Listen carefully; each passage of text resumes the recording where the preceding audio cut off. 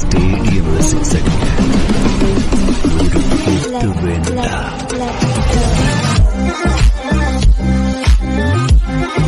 கார்த்தியா? ஆமா நான் கார்த்தி தான். என்ன வேணும்? வேணும். எத்தனை பாக்கெட்டு?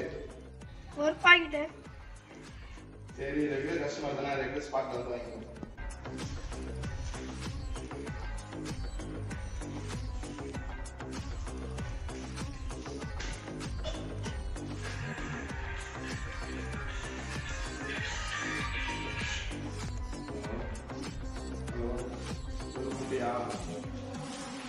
வந்து எடுத்துக்கோ.